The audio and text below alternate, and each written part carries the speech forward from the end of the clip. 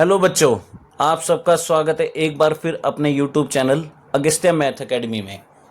आज की हमारी जो वीडियो रहेगी ना, वो थ्योरम्स पे रहेगी। और ये थ्योरम आपकी बुक में नहीं है, लेकिन इनके ऊपर बेस्ड क्वेश्चन जरूर आएंगे, ये कंफर्म है बिल्कुल 100%। और आपकी बुक में क्वेश्चन दे भी रखे हैं इन्हीं के ऊपर बेस्ड, लेकिन ये थ्योरम क्या है आपकी बुक में नहीं है, इनको भी मैं कवर करके चलूँगा। ये जो हमारी थ्योरम है ना, ये आपकी थ्योरम नंबर 9 पर ही बेस्ड है। थ्योरम नंबर 9 जो हम लास्ट वीडियो में ऑलरेडी कवर कर चुके हैं, वो हमने चैनल पर क्या है अपलोड कर रखी है, आप वहां से उसको देख सकते हैं। उसी के ऊपर बेस्ड ये थ्योरम आज की हम करेंगे। ये वाली थ्योरम क्या कहती है कि angles in same segment are equal, कि वो एंगल्स जो सेम सेगमेंट में होते हैं वो हमेशा इक्वल होते हैं। सबसे पहले हमें ये मतलब पता होना चाहिए कि सेगमेंट होता क्या है, इसी को समझते हैं। मान लो ये मेरा सर्कल है, ये मेरा एक सर्कल है कुछ इस तरह से। ये मैंने एक सर्कल लिया। अब इस सर्कल में क्या है बच्चों, मान लो मैंने ये एक पॉइंट लिया ए और एक पॉइंट लिया ये बी, ये हो गया। अब मैंने आपको बताया था कि हमारे ये जो होता है ये क्या बोला जाता है, सरकमफेरेंस। और सरकमफेरेंस का कोई भी पार्ट ले लो आप, जैसे ये लिया, ये क्या एक आर्क है। ये छोटा टुकड़ा तो माइनर आर्क, ये बड़ा टुकड़ा तो मेजर आर्क। अगर मैं इन दोनों पॉइंट को आपस में ज्वाइन कर दूं ना, तो ये जो लाइन बोली जाती है क्या बोली जाती है, कोड बोली जाती है। क्या बोली जाती है, कोड। कुछ इस तरह से ये हमारी क्या हो गई, कोड हो गई। ठीक है, ये ए बी क्या हो गई, कोड। तो आपको कोड मैंने बताया था कि कोड क्या होती है, सर्कल के किन्हीं भी दो पॉइंट्स को जो ज्वाइन करते उस लाइन को क्या बोलते, कोड। तो ये कोड क्या करते हैं, सर्कल को दो टुकड़ों में बांट देती है, एक ये टुकड़ा और एक ये वाला टुकड़ा, दो हो गए पार्ट। अब जो छोटा टुकड़ा होता है, जैसे क्लियर दिख रहा है यहां पर, ये छोटा टुकड़ा, इसको क्या बोलते हैं, माइनर सेगमेंट। और ये बड़ा टुकड़ा दिख रहा है, इसको क्या बोलेंगे, मेजर सेगमेंट। तो यही होती है हमारी सेगमेंट। अगर मैं ध्यान से देखूं, मैं इन दोनों पॉइंट को ऐसे ज्वाइन करूंगा, तो ये नीचे वाला जो टुकड़ा होगा ना, ये वाला, ये क्या बोला जाएगा, माइनर सेगमेंट। और ये बड़े वाला ऊपर वाला टुकड़ा क्या बोला जाएगा, मेजर सेगमेंट। अगर मैं ध्यान से देखूं, ये एंगल और ये एंगल दोनों एक ही सेगमेंट में, और दोनों कौन सी सेगमेंट में, मेजर सेगमेंट में। तो इसका मतलब तो ये हो गया। आई होप आपको ये समझ में आ गया होगा कि ये थ्योरम क्या समझाना चाह रही है, कि angles in same segment are equal. अगर किसी भी सर्कल में कितने भी एंगल आप बना लो सेम सेगमेंट में, एक ही आर्क से, सेम आर्क से, देखो ये दोनों एंगल, ये एंगल किससे बना, इधर गए ए पे, इधर गए बी पे। ये एंगल भी किससे बना, इधर गए ए पे, इधर गए बी पे। तो दोनों सेम आर्क से बने हैं, तो ये दोनों का मेजर क्या होगा, इक्वल होगा। और बच्चों अगर आपने थ्योरम अच्छे से नहीं समझी ना, तो इसके बाद की जितनी भी थ्योरम है ना आपकी एनसीईआरटी में, आप कभी समझ नहीं पाओगे। ठीक है, ये सबसे इंपॉर्टेंट थ्योरम है कि किसी भी सेगमेंट में जो एंगल्स होते हैं उनका मेजर क्या होता है, हमेशा इक्वल होता है। अगर मैं आपको चेक भी करवा देता हूं, ठीक है, आपको बिल्कुल अच्छे से पता चल जाएगा। जैसे इस एंगल को मैं मेजर कर रहा हूं, ऐसे लाइंस कवर होनी चाहिए, ये हो गया। और मैंने ये चेक किया, ये हमारा एंगल कितना आ रहा है, देखिए 60 डिग्री आ रहा है। ये तो वैसे ही 60 बन गया, मैंने बनाया भी नहीं था। देखो 60 आ रहा है मेजर, क्लियर, दोनों लाइन कवर है बिल्कुल। अगर मैं इसको भी मेजर करके देखता हूं कुछ इस तरह से, ये हमारा हो गया, लाइंस को कवर करते हैं कुछ इस तरह से, ऐसे। अगर मैं ध्यान से देखूं, लाइन को कवर करूंगा, तो ये एंगल भी कितना आ रहा है, बिल्कुल एग्जैक्ट 60 आ रहा है। देखिए यही मैं आपको समझाना चाह रहा था। इससे आपको क्लियर भी हो गया होगा कि सेम सेगमेंट में बनने वाले सभी एंगल्स का मेजर क्या होता है, इक्वल होता है। बस कंडीशन क्या है कि बने हो सेम आर्क से। अब इसको कैसे प्रूफ करके दिखाएं, इसी को हम समझते हैं। इसके लिए मैंने क्या किया, यहां पर सबसे पहले इसको ओ को ए से क्या कर दिया, यहां पर ऐसे ज्वाइन कर दिया। ये हमारा ओ ए से क्या हो गया, ज्वाइन। अब यहां पर ये भी हमारा क्या हो गया, कुछ इस तरह से ज्वाइन हो गया। ये हमने इसको क्या किया, यहां पर ज्वाइन कर दिया।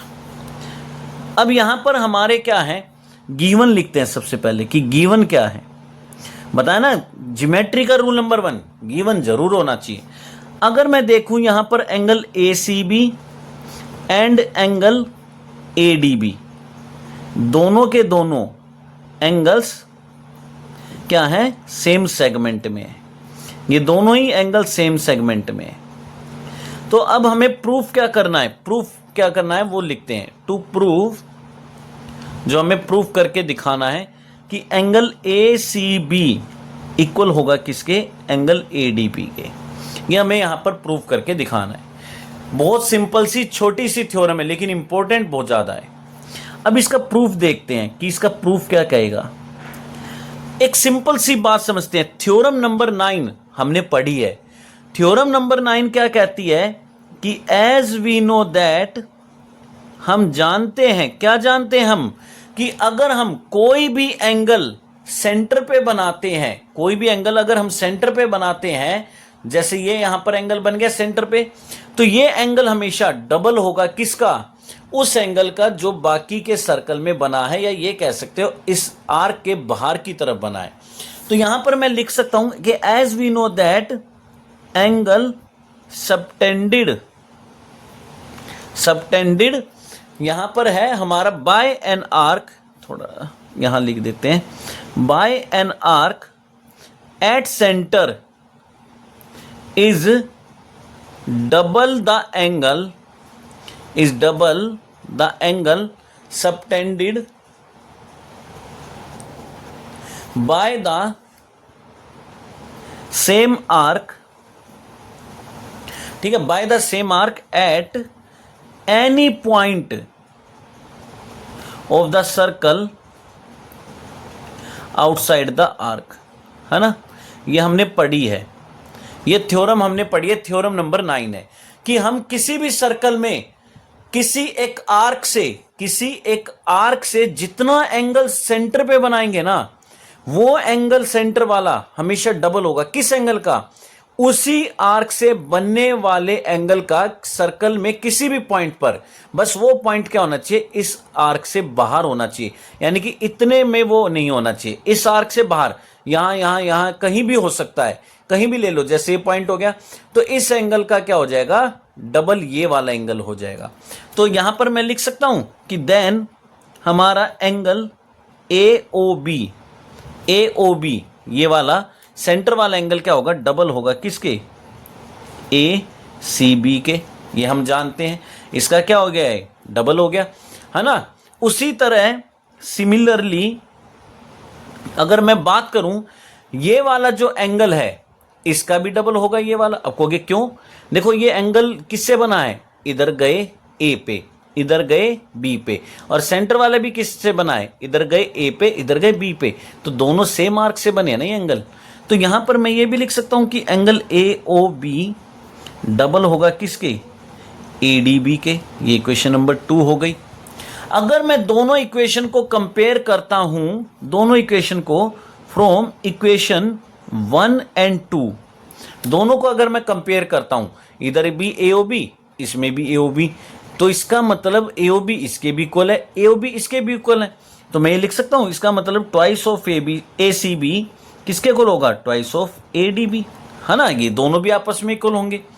यहां पर 2 से 2 क्या हो जाएगा, कैंसिल। क्यों, ये मल्टीप्लाई वाला कहा जाएगा डिवाइड में, और 2 से 2 डिवाइड होगा तो कैंसिल।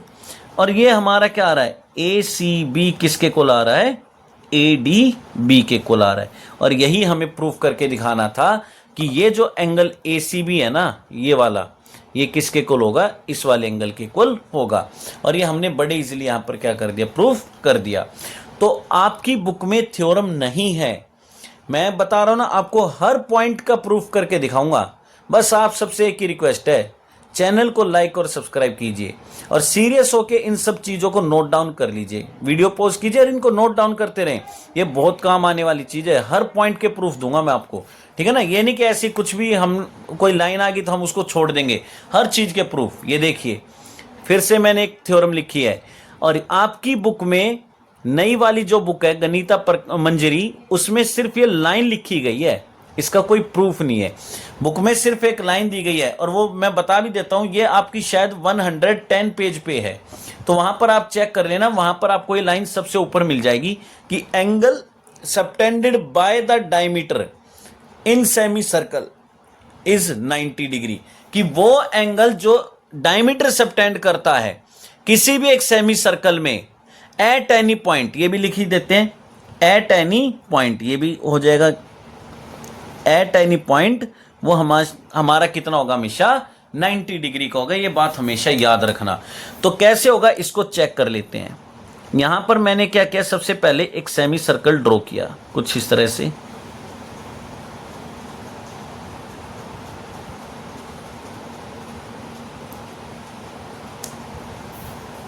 अब इसको थोड़ा सा ज्वाइन कर देते हैं यहां।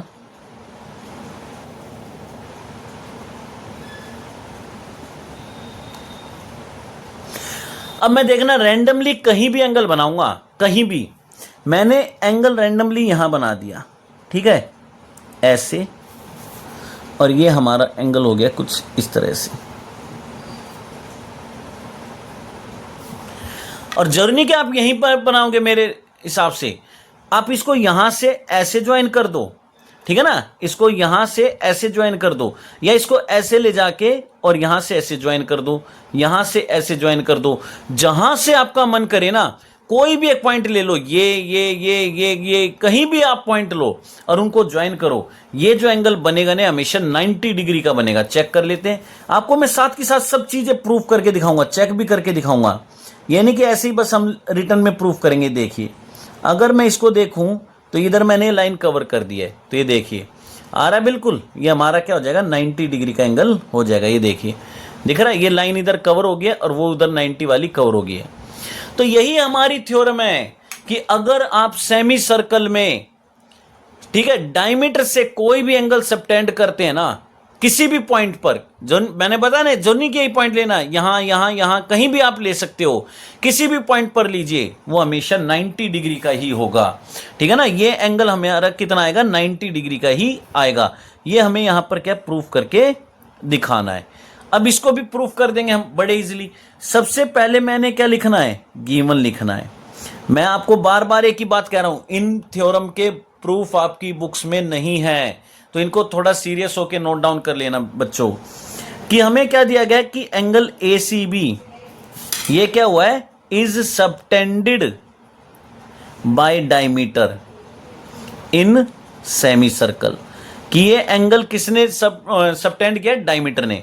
और किस में किया है, सेमी सर्कल में किया है। किस में किया है, सेमी सर्कल में। तो ये मैंने लिख दिया, यहां पर गिवन था।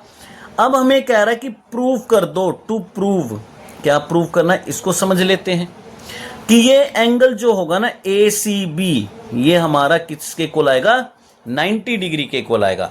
ये हमें प्रूफ करके दिखाना है, कोई दिक्कत नहीं है, कर देंगे प्रूफ। कैसे करेंगे, फिर से वही थ्योरम अभी जो मैंने आपको बताई, ये भी 10.9 के ऊपर ही बेस्ड है, बताया ना, इसलिए 10.9 जो है ना थ्योरम 9, वो हर स्कूल के एग्जाम में आपको मिलेगी, इतनी इंपॉर्टेंट थ्योरम है वो, और क्लास 10th में भी उसका यूज है। और इस थ्योरम का भी 10th में बहुत सारे क्वेश्चन है जो इससे सोल्व होते हैं।